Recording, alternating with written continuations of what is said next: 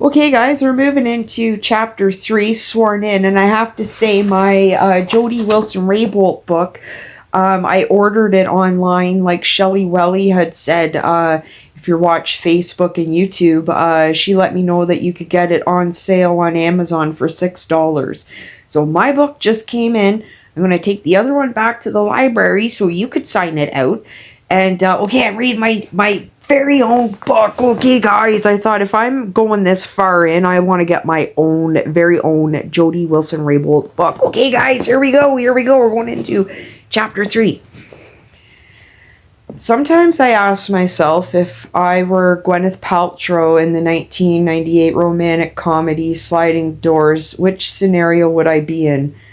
Gwyneth takes one train, discovers the truth of betrayal, and gradually improves her life. On the other train, she does not see the truth and grows increasingly miserable. I guess I have been on the first train, and for that I am grateful. I feel sad for those riding along gloomily on the train in the second scenario. Sorry about that, guys. But couldn't I have missed the train altogether? Wouldn't that have been better? There is a photograph of me looking up at the Prime Minister on the day he officially became Prime Minister, with my hands on his shoulders and his on mine. It is on November 4th, 2015, the day I was sworn in as the 51st Minister of Justice and Attorney General of Canada. Well, these pages are so brand new, they stuck together, guys. Okay, there we go. Yep, okay, we're good. The picture, which was taken right after I said the oaths, conveys what I felt at the moment: joy, excitement, the weight of an extraordinary responsibility, and yes, a belief we were going to make real change. There are similar photos taken with many other cabinet ministers from this day, all of whom I am sure felt the same way. There was great optimism. I do not remember the Prime Minister or me saying anything in particular as we stood there looking at each other. Being sworn in was a little overwhelming because of the impending and important responsibilities being placed on me, because I was the first Indigenous person to be Minister of Justice and Attorney General of Canada, and because of being in such a spotlight. This is real, I thought to myself. I am a part of a government that is committed to doing the work to create the change I was raised to help make. The 16 days from election night to being sworn in were a whirlwind. Even today they are a blur. Things were happening on so many fronts that there was little chance to stop and think, let alone take it all in and reflect on what was happening. Closing up campaign operations, preparing to move, responding to the countless emails, texts, and calls, and continuing to meet with people throughout the riding who were soon to be my constituents. But of course, the issue of who was going to be in cabinet was looming in my mind of every member of parliament belonging to the party that we won. As it happens, I did not have to think about this for long. Just checking the time, guys. Okay, we're rocking and rolling still, alright. Within days of the election, I got a call from Peter Harder, who was assisting with cabinet selection as part of the transition team, and who would later be appointed as senator and the government leader in the Senate.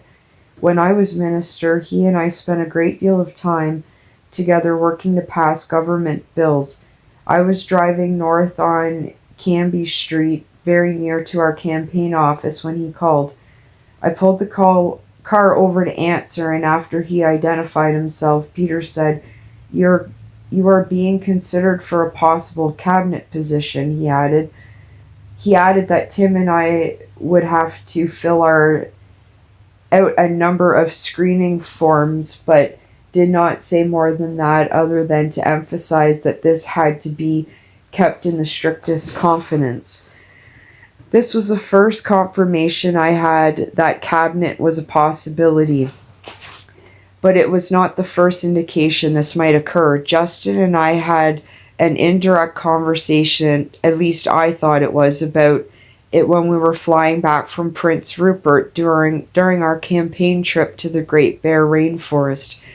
He raised it, asking what areas I might be interested in while dancing around the word cabinet. He talked about immigration and the environment. I expressed interest in those areas without mentioning any others. Of course, we had spoken a fair bit about Indigenous and broader social justice issues already. Not too long after the harder call, it became apparent to me that the game of telephone was beginning among the newly elected Liberal MPs in BC who were trying to mine information about cabinet selection. I knew, as Jerry had hinted at it in the past, that Justin did not like being approached and asked about cabinet positions. I had never thought about doing so, but realized many others did. The rumor I heard was that some candidates they had been considering might have been dropped because of their efforts to seek a post. The security forms were detailed and included questions about all my relatives, particularly my immediate family members.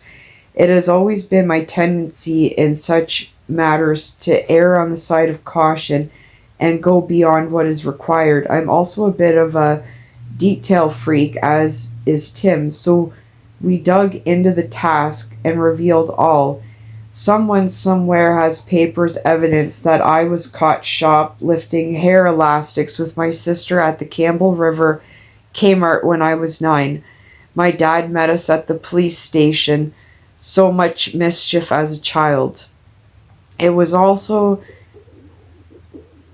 during this time, as cabinet possibilities were starting to be rumored, that I resolved to myself that I would carry on the practice that I had long held of always having a little black notebooks with me and writing everything down.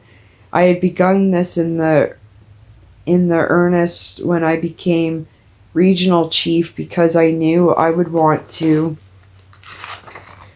remember clearly what was said and by whom, to have a record of my experience, yes, but also a record of the unfolding of this history of change.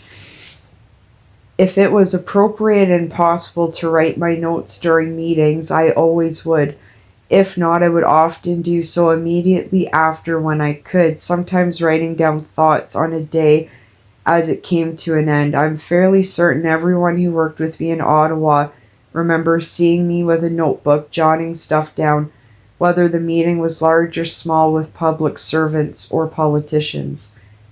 Jerry Butts once said to me something during my early years as minister, that they had always planned that I was going to be the Minister of Justice and Attorney General, that this was never a question right from the beginning, even during the campaign. The Prime Minister and Jerry also told me many times that I would be the Minister of Justice and Attorney General of Canada for as long as the Prime Minister was the Prime Minister. Oh, and he's still Prime Minister. Oh, he's like a bad stink. Oh, sorry guys, I kept it in. I did not put much stock into such comments, whatever the motivation, and of course the latter turned out to be false. Who knows if the former was just flattery. What I do know is that I never thought about becoming the Minister of Justice or even considered that it was among the possibilities until it was hinted to me late in the transition. Tim and I headed out to Ottawa on October 27th, 2015. This was the beginning of many trips back and forth to Ottawa with and without Tim. At this point, while not having been told anything specific, I knew I was going to be in cabinet, but not in which portfolio. Peter had told me to get on a plane and get out there, so I did. On October 28th, I met with Peter Harder and Marc-Andre Blanchard on Slater Street at the transition offices. I felt like a bit of It felt like a bit of an interrogation combined with an inauguration about about the possibilities of being in cabinet. Two questions from the meeting have always stuck in my mind. Is there anything in your background that would be embarrassing to the Prime Minister, the government, or the party? That one was easy to answer. No. The second, is there any position in cabinet that you feel you would not be able to fill for reasons of conflict or otherwise? Also easy for me to answer, although I took much more time in answering this one, as there was a ministry I knew I could never lead. I told them unequivocally that I would be unable to accept the job of Minister of Indian and Northern Affairs, as it was called then.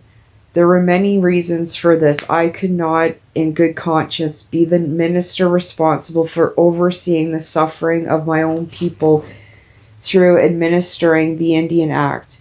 I had spent my life, and generations of my family had spent their lives advocating and fighting to move beyond the Indian Act and the paternalistic role that the minister and the department play in the lives of Indigenous people.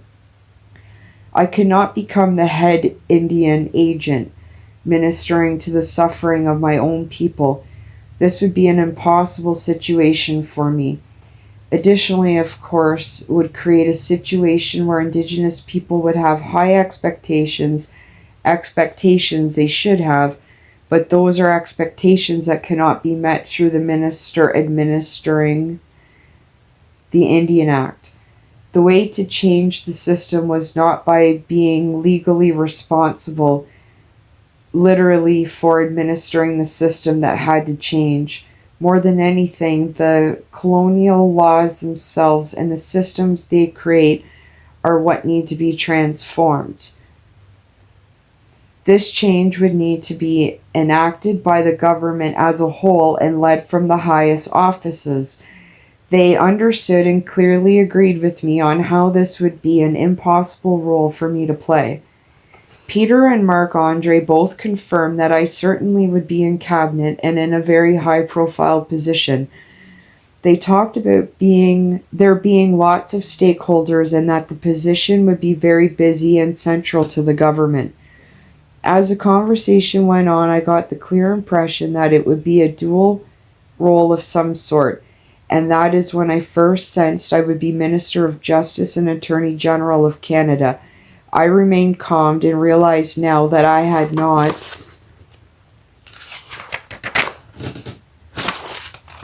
not really processed what this would mean to me, both personally and more broadly. The scale and scope of the work and life changes it would entail. Oh my, but also the fact that an Indigenous woman would now be the Crown's chief law officer. I left the meeting that afternoon and went back to the Sheraton Hotel where Tim and I were staying. Tim was waiting in our room. Before I even got to the door, I said, I think the Prime Minister is going to ask me to be Minister of Justice and Attorney General. Why you? Tim immediately replied. His matched mine.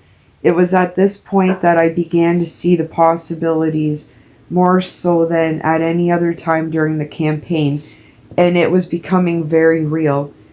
What a night of mind racing and not much sleep. The next day it became official, at least for Tim and me and those in the know at the PMO. I again went to Slater Street, this time to meet with the Prime Minister designate, Jerry, who was now Principal Secretary, and Katie Telford, the head campaign advisor, who was to be the Prime Minister Chief of Staff. I arrived and was taken into a room. Trudeau was sitting behind a desk. There was a chair for me facing him, and Jerry and Katie were off to the side by the window. Right from the beginning, Adam Scotty began snapping photos. Oh, yeah, of course. What's a meeting without pictures, right? After minor pleasantries, Justin simply leaned across the desk towards me and said in his soft and charming way, "I would like you to be my Minister of Justice and Attorney General." Despite my intuitions from the day before, I was overwhelmed. I instantly teared up, and the Prime Minister did too. Of course he did. We've seen that guy cry so much. He's a drama teacher, right? Oh, wow. And not even good at that.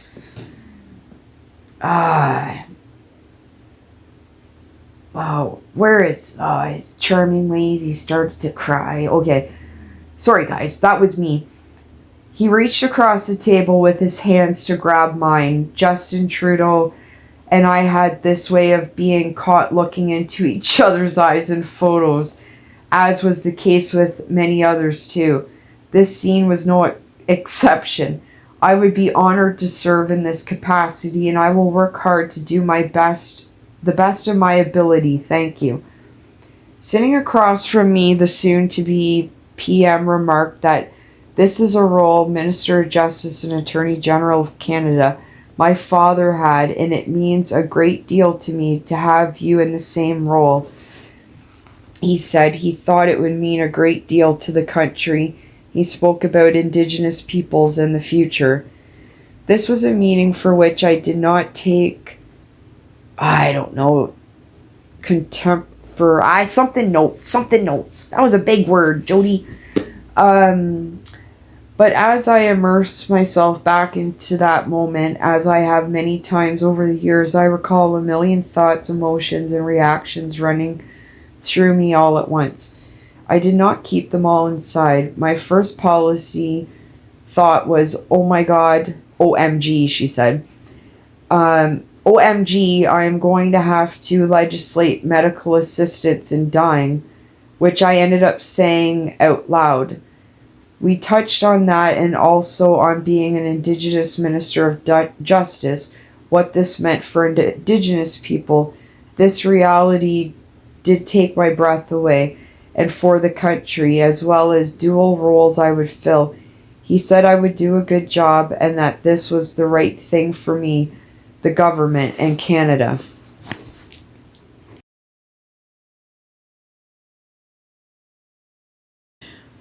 He seemed very happy, gave me a hug, as did Jerry and Katie. Jerry was happy, all smiles. Katie and I did not know each other really, but we hugged awkwardly as well. The meeting did not take too long. I left the Slater Street office. It was a Thursday, and I knew that come the following Wednesday, November 4th, all would be different. They indicated I could tell Tim confidentially, so I raced back to the hotel where he was waiting. He gave me a big hug. He was so proud, and we both were stunned. There were a few swear words spoken, and then we kind of just stared at each other for a bit and sat in for another night of imagining the possibilities. I so wanted to tell others. I imagined telling my parents. I suspected my dad would make a joke, but that I would see in his face immense pride as he did. As for my mom, she would grin from ear to ear while tearing up. In addition to family, I really wanted to let Carolyn know, as I assumed she would be the Minister of Indigenous Affairs, and that we would have to do so much together, but I did not want to tell her or anyone else. No one did, as far as I know.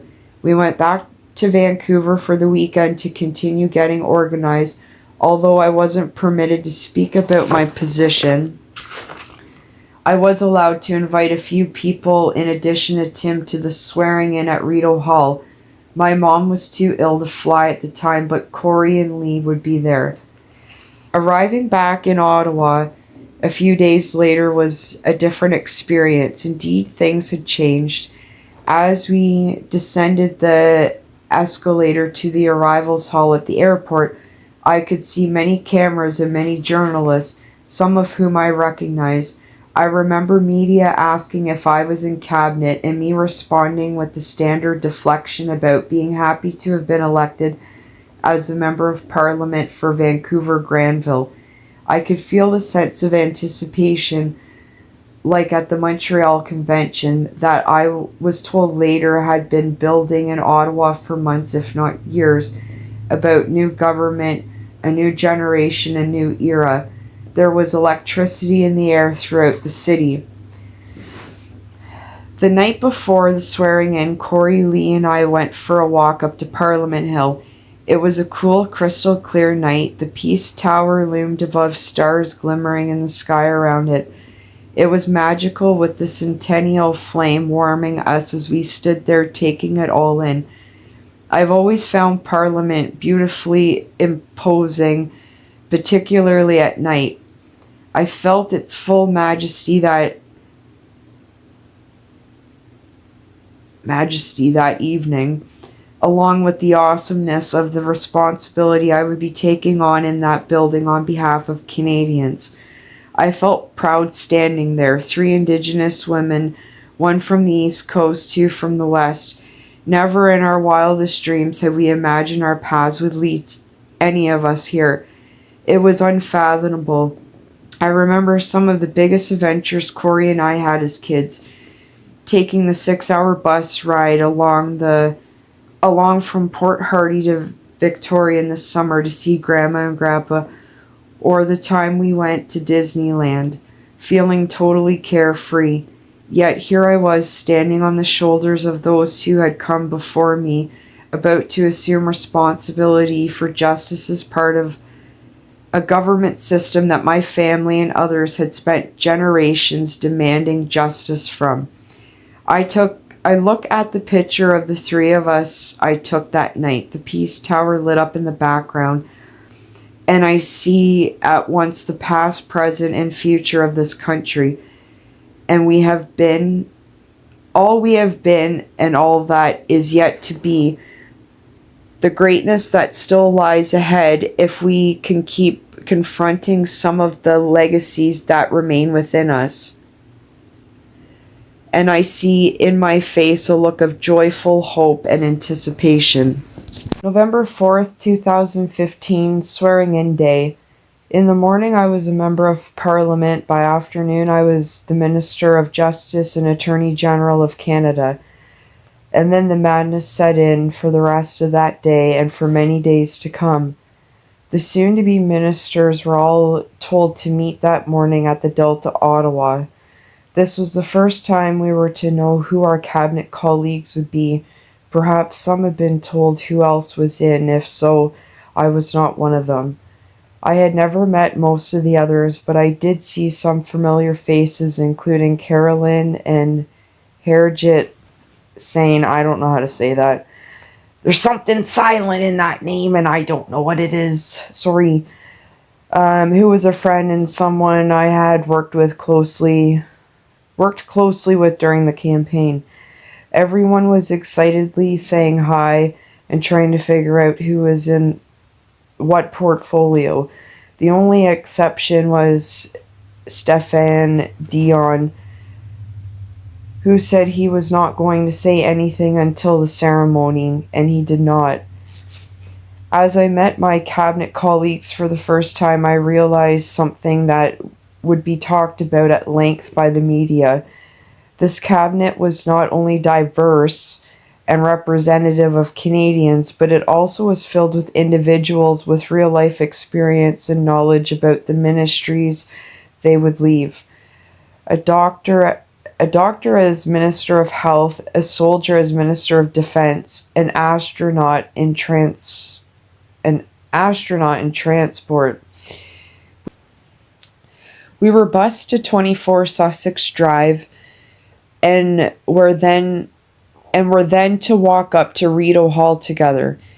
We were told our positions where to stand and walk alongside and after the Prime Minister. It was a nice, brisk, sunny day, the dreamed of weather for the return of sunny days. The crowd was pretty big and lined up along our pathways, and there were people cheering and crying. As we approached Rideau Hall, the media greeted us. This was certainly not a scene I had ever experienced in Indigenous politics. Sorry, I don't know if I missed a page. This was certainly not a scene I had ever experienced in Indigenous politics.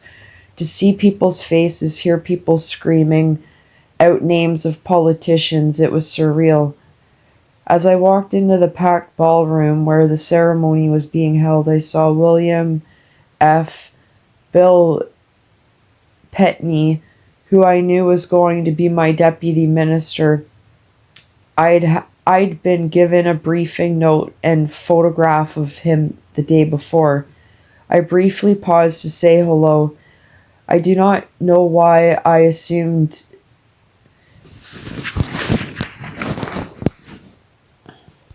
sorry guys, I'm not comfortable. I keep moving around, okay? Maybe I'm in a better spot. Okay. Let's try this again. I briefly paused to say hello. I do not know why, but I assumed he knew that I was to be his minister. From the look of surprise on his face, I realized immediately I was wrong.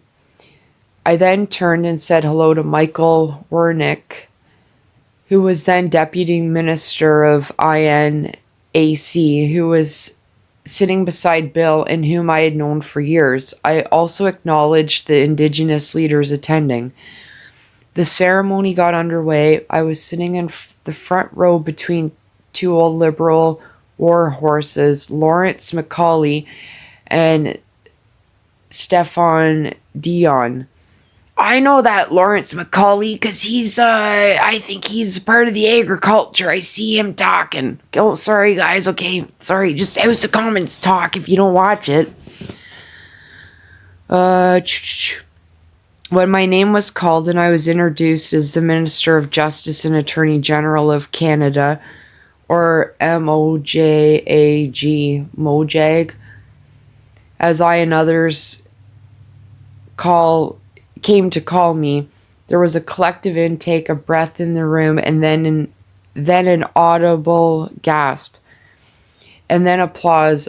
I thought about my dad, mom, and many others. I knew my mom was watching on TV, bawling away. Later, mom had told me she stood up, pumped her fist, and yelled, "Holy fuck." As I rose to accept my new position in the room in Rideau Hall with all eyes on me, I looked to see the faces of Tim, Corey, and Lee. Where was I? How had I gotten here? To this moment with these people, it seemed in a way unreal. As I took the oath, I could feel my legs shaking. I, Jody Wilson Raybould, do declare that I will be faithful and bear true allegiance to Her Majesty Queen Elizabeth II, Queen of Canada, her heirs and successors. Oath of the member of the Privy Council. I, Jody Wilson, do solemnly and sincerely declare that I shall be a true and faithful servant to Her Majesty Queen Elizabeth II as a member of Her Majesty's Privy Council for Canada. I will in all things to be treated, debated, and resolved in Privy Council faithfully, honestly, and truly declare my mind and my opinion. I shall keep secret all matters committed and revealed to me in this capacity, or that shall be secretly treated of in council. Generally, in all things I shall do as a faithful and true servant ought to do for Her Majesty. Oath of office. I, Jody Wilson Raybould, do solemnly and sincerely promise and declare that I will truly and faithfully and do my best of all my skill and knowledge, execute the powers and trust reposed in me as the Minister of Justice and Attorney General. I remember thinking I hoped people could not tell I was nervous and feeling overwhelmed. I hoped my voice would not crack. The Prime Minister was beaming, as were his mother Margaret and his wife Sophie. That photograph was taken. Of course it was. That was me, not Jody. After the ceremony, the official photos were taken of Governor General David Johnston with the 29th Canadian Ministry under Prime Minister Justin Trudeau. I was seated in the front row, 3 seats to the right of the Prime Minister, between Minister Stéphane Dion, Foreign Affairs, and Minister Ralph Goodall, Public Safety. And of course, we had the press conference. We all stood with the Prime Minister in front of Rideau Hall, sun streaming down on us as if on cue. Yeah, probably for the better lighting for the photo ops. That was me, not Jody. When asked about the gender parity in cabinet, the Prime Minister responded with his now famous, and we know now very planned line, "Because it's 2015, the crowd loved it. We were happy, very happy." Yep, I remember that too. Ugh. Boy, it's like a bad nightmare. It's like a bad nightmare, guys. Okay, that was me, not Jody. A short reception followed in the tent room, or the circus room, as my sister calls it, because of its distinct pink and white decor. There were a lot of people wanting to meet the new ministers. Tim Lee, Corey, and I took a whack of photos. When it was over, all the newly minted ministers got on the buses once again and were driven to Parliament Hill for our first meeting as the cabinet. Ralph Goodall and I were in the back of the last bus with Minister Kent Eyre, Veterans Affairs, who was in the very back of his wheelchair. As we turned the corner by the Chateau Laurier, the back doors of the bus swung open. The wheels of Kent's chair were locked, but as the bus made its way up the slight incline of the road, the chair began to tip back towards those open doors, putting Kent in danger of a fall out of the chair and out of the bus. The moment played out almost in slow motion. Oh God, I thought, his chair is not secure and we were going to lose him. Ralph and I frantically grabbed onto him. Kent nervously laughed, taking it all in stride, and we continued on. I do not even know how many people on the bus realized it happened. Once on the hill, we all made another orchestrated and well photographed walk up to the oh, whew. Okay, I should try to keep it together. Oh, I just picture this. Okay, once on the hill, we all made another orchestrated and well photographed walk up to the center block, and were led to the cabinet room. Seats had been assigned to us around the large oval table.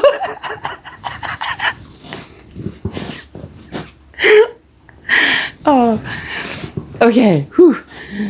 I'm not redoing this. Okay. Whew. All right.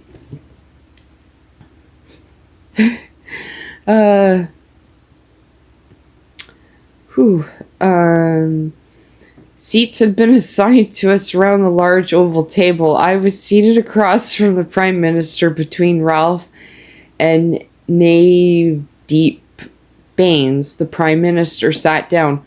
"Holy shit," he said. Everyone erupted in laughter and applause. For me, it was out of a sense of relief. I imagine that was the case for many. Early in my tenure as a member of the government, including this first day, the messages I was receiving reinforced the core ideals and values that we'd campaigned on.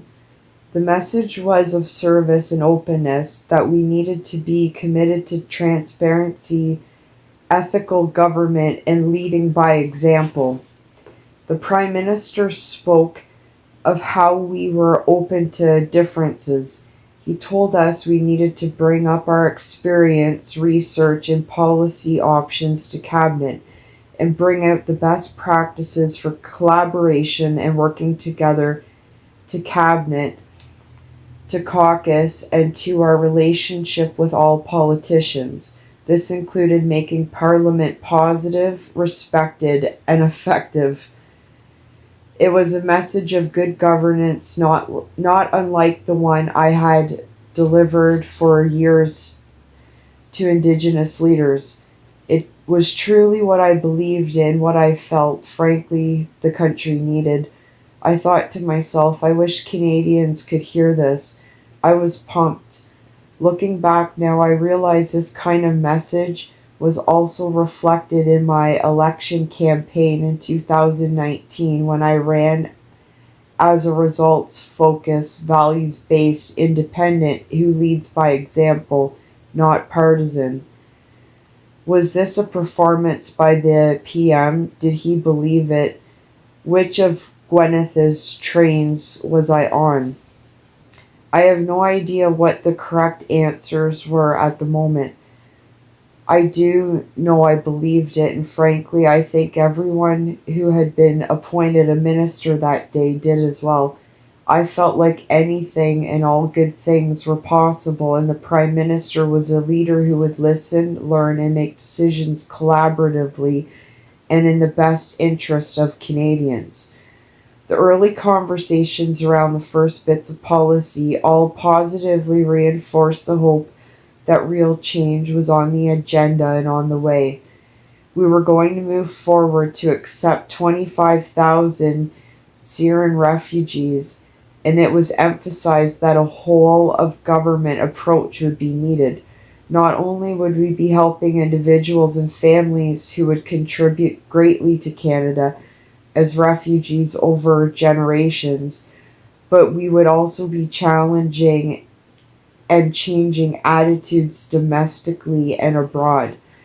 In addition to the pep talks and words of inspiration and hope, we were, as new ministers, also given some strong messages in terms of our roles and responsibilities. This was intended, I think, to instill a bit of fear and caution about ethics, conflict of interest, cabinet secrecy, cabinet solidarity, expectations of preparedness, and working hard, and the role of the public service. These were important messages and absolutely necessary.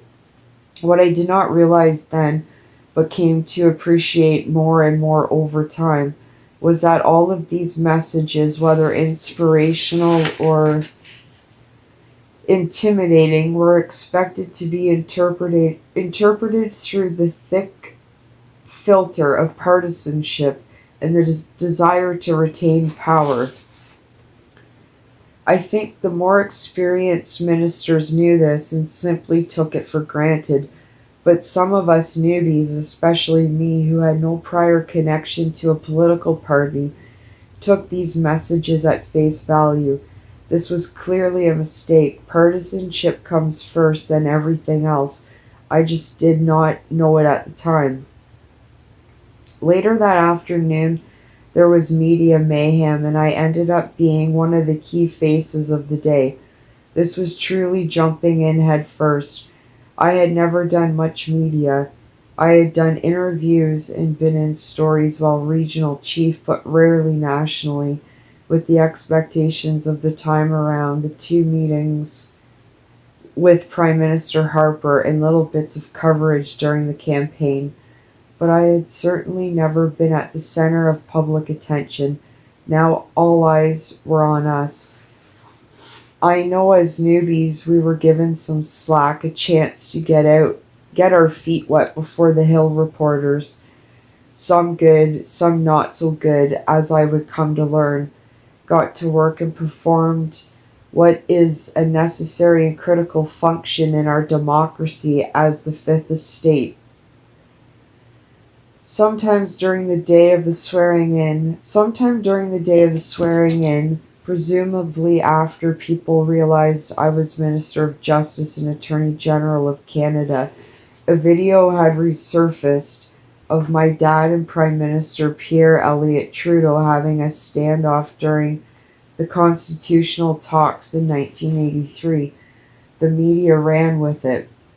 The clip was a critical moment in the debate over whether amendments to the new, I don't know what that word is, Constitution would clarify the protections for the rights of Indigenous peoples, specifically the inherent right of self-government. Canada and most provincial governments had come to the Constitutional Conference in 1983 with no real intention of reaching a deal to describe further the now reorganized and affirmed rights of Indigenous people in Section 35. Indigenous peoples who have a historic relationship with the British Crown, including through treaties across much of the country, were worried about the repatriation might mean. I don't know that I came across that word again. I don't know. It's getting late. It's getting later, guys. Okay, guys, how are you doing? I just had to take a little water break. Alright, where do we leave off? Ultimately, after tremendous advocacy by Indigenous peoples, including my father's own work, Section 35 was amended to address future treaties and agreements, among other things, but progress on the recognition of self-government was left unfinished business. It was Canada's first amendment to the Constitution Act, 1982. I know the federal and provincial governments did not understand at the time how important Section 35 was and what it meant. 35 plus years of court cases and ongoing negotiations have begun to tell us much. As Indigenous people have used Section 35 in the courts, it has increased the general understanding that reconciliation is a fundamental imperative of our Constitution, that historic treaties must be upheld, that Aboriginal Indigenous rights, including title, continue to exist to our territories, and that duty to consult and accommodate must be affirmed.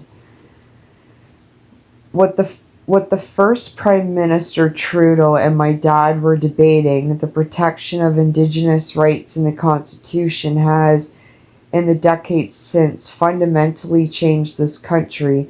The fact that I was now in cabinet and working with the first Prime Minister Trudeau's son and was Mojag, M-O-J-A-G, I don't know, to boot, was important. Not so much for me personally, but symbolically for the country and practically for what might come next in terms of policy development and approach on Indigenous issues. A full circle. Justin Trudeau and I had talked about this in Whitehorse. Now it was public from many angles. It was a great story from many angles. Over the course of that day, I had been told how the video was popping up on mainstream media and on social media. I remember being in my grade 6 class at Comox Elementary watching my dad and Justin's dad when it was happening live on TV. I had also watched the National Film Board documentary Dancing Around the Table, in which the clip is featured many times. But it had been years since I had seen it. What struck me most about rewatching it was not the debate on Indigenous issues. In the clip, my dad is sitting across from the Prime Minister, pushing him, challenging him. This was after it was obvious that the progress on self-government was not going to be made. My dad, great and spontaneous orator that he is, speaks in his eloquent way. Dad, this was her dad.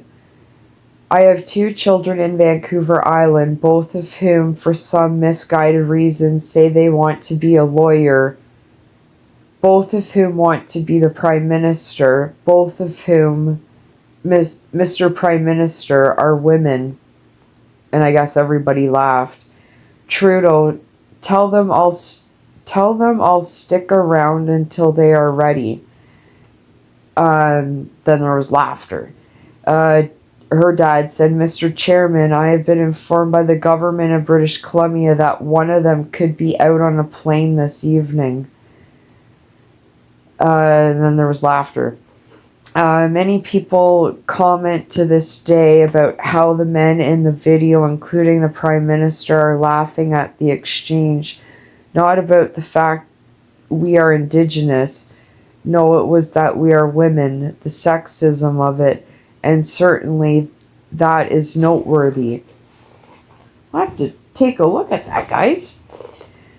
But when I look back at that video, I focus on my father, not on the laughter. Perhaps I do this in recognition of how our loving but complicated relationship has evolved over the years. My dad was not joking. He was not really laughing. He was making a serious point. While I realized that there were some political tactics in what he did, I also know that in the moment, with everything else that had happened during these constitutional talks, my dad was proud. He was strong. He was proud of how far Indigenous people had come, what had been accomplished, and that now he was sitting across from the Prime Minister, and he saw the change that was possible. I know he was also proud of my sister and me, and that he always believed we could and perhaps would do anything and everything we set our minds and hearts to. I think about how he must have felt that the world was shifting in that moment, and I feel how much love he must have had in that exact moment when he thought of my sister and me and spoke of his hopes for our future. So I was not totally surprised that when the video clip was played during my first formal interview as minister on CBC's Power and Politics, I almost broke down. When I was asked how I felt seeing the clip, I made a joke about my dad looking young to stem my emotions. In front of thousands of television viewers, I was having an intimate moment with my dad, seeing him express his love and hope for me. I thought of him sitting back at home with his TV on, realizing that the world was still shifting as he had felt in that moment decades earlier. He was right. My emotion behind the reaction, it was not nostalgia or the symmetry of my dad and Prime Minister Trudeau with myself and another Prime Minister Trudeau that got to me. It was knowing what he had lived through and what he had accomplished. It was also the reality that in certain moments you are stuck with the belief that a better way really is possible. There was poetry in the moment for me, a feeling that optimism, hope, and hard work can bring change. My dad always had that hope. Despite so many challenges, he has seen some of the fruits of that hope, and this one was particularly personal for him as a father. The next day we had our first National Caucus meeting. The Prime Minister walked up to me and said, "I hear you want my job." I stared at him and then he laughed. That would just be like Trudeau, right? That was me. Do I still believe what I thought in those early days? That the optimism, hope, and hard work, real change can occur? Or did the train ride I ended up taking change that? I know deep down that I still believe it. I wish, however, I could say that from November 4th onward, that belief was reinforced in clear and steady ways, that the values That the values and ideals spoken of at the outset were upheld and honored, that they were believed by everyone around the table. I wish I could say to Canadians that the state of our government is that of a good government, ready for the challenges we face today, but I cannot.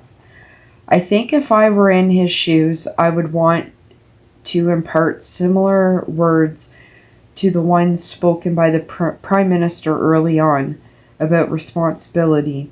But I know that I would make sure that everyone, including me, lived up to my words. I would ask that those around me warn me if I was not following my own advice. These ideals are consistent with how I was taught to understand leadership. Leadership as distinct from power and office.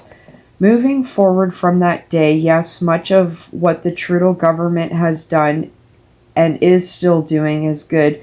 Yes, there are many good people within the government and its support offices who work hard every day, but there is a lot that is wrong and that requires bold change and new thinking. Our mode of governance, as successful as it has been compared to other countries, is not designed for our functioning in the ways that are needed at this moment as we evolve as a country. The fundamental reality of our time is the complexity brought on by the integrative nature of our complex world. From climate change to social media to economic imperatives to diversity, inclusion, and justice, to govern means to be able to respond, adapt, and lead on both a local and global scale. And then there is COVID-19 pandemic that is still, as I write, teaching us the lessons of integration in even more intense ways. What I've come to realize is that some of my optimism and hope was invested in an illusion regarding how we govern, no matter who is in power. Parties over ideas, leaders and parliamentarians, secretary over transparency, centralization of power in the unelected over deliberation and consensus decision making, blind loyalty over independence, and self-interest over the collective good. On all of these we are tilting in the wrong way. We can tilt in other directions, and indeed we must if we are to rise to the challenges of the world. It took me a few years to fully realize this, but once I started seeing more clearly what was going on, the learning was fast and furious. Much of what follows here is about how it worked and did not work in the areas of law and policy that I was either entrusted to lead or inserted myself into because they were important. In the first days after being sworn in, there were warning signs of what was to come, and there was so much that was great. I see that now.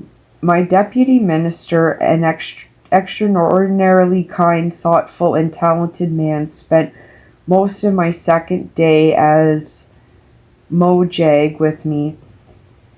He introduced me to officials and provided essential briefings, and together we strolled through the department. People were very welcoming and clearly excited. Some were even in tears. Over the years I spent as minister, I would occasionally get reactions like that. People moved and hopeful by what they felt I represented or stood for. After the SNC Lavalin affair, it happened even more. It still happens to this day and continues to amaze me. I think it says something about our country and our collective physique. It is not about reactions to me personally, but about what we aspire to, about the idea that we are good people and that we care. I realize how much we need hope and belief that things can be better. For Indigenous people, this has had to be the case in order for us to push through and sustain our families and communities in the face of tremendous difficulties. But it is the case for all of us. We are all suffering in various ways that challenge who we are and our well-being. We all feel the drive to make the world better for ourselves, our family, and those around us. We all need to believe it can happen. I believe it has and that it will continue to. Our collective job is to ensure it does. So after the swearing in, government continued to reinforce how positive this moment could be.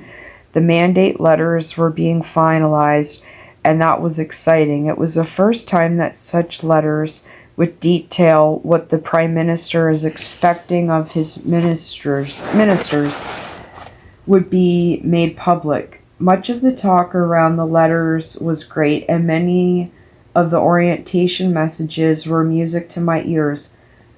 Politics is a secondary role we play. Science and the rule of law and constitution must be woven through everything we do. We must demonstrate the impact of how we spend taxpayer money. We must be open-minded about all different perspectives. Restoring cabinet government, making decisions that reflect a team effort will lead to better decisions. With politics, we need to learn humility. This was great stuff. I remember one day we left a meeting, public servants were lined up clapping and cheering. They seemed so excited and relieved. In these early days, a senior PMO official made a statement in front of the Prime Minister, members of the government and public servants that had always stuck with me. It would come to my mind many times during my years as minister. The Prime Minister is your brand. You each serve at his pleasure. You each have a duty to country and will need to at some point speak truth to power. I took this to heart. I wrote it in my notebook with quotations marked around it. What I did not realize at the time is that I was not expected to take that last sentence seriously. Dun, dun, dun. Oh wow, guys, what a doozy that chapter was. Okay, wow. Where do we start? Okay, well, let's start at the beginning. Okay, Jody started off chapter 3, sworn in, with that train ride Gwyneth Paltrow movie. I haven't seen that movie, but she talked about one train being good and one train being bad, and she really didn't know what train she was on. Jody felt lots of pressure being the first Indigenous Minister of Justice, Attorney General. She basically uprooted her life to pursue politics. I mean, from the other chapters, I think that we've read that she kind of wishes she had just stuck with, being assembly, like, working with the Indigenous people rather than going into politics. So she uprooted her life. She was picked for cabinet, and that was already pre-done. They had already focused in on her doing what they intended her to do. And Justin didn't want MPs asking him for a cabinet position. So I guess if you asked, Justin didn't give you one. Okay, and that's kind of like the guy would do, right? Jody had to have an extensive background check, and all she had done was stole elastics as a kid. Jerry Butts had said that it was always planned that she would have those roles. Jody said that she did not want to be Minister of Indian Northern Affairs. She didn't, even though the Indian Act needed changing, she couldn't watch the suffering of her own people having high expectations, and basically she felt it would be a conflict of interest. So she didn't want that, which I think that is amazing that she was smart enough to realize that.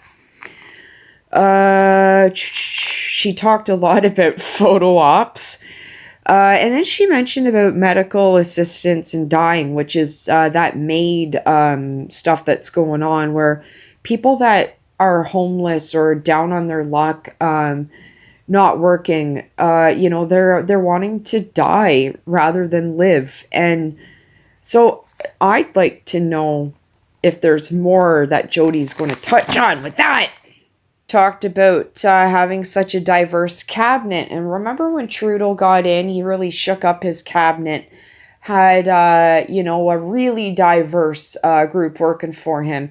And because he said, because it's 2015, like he helped with all of this inclusion and diversity and all that. Nope, Canada was already a diverse country before Trudeau got in.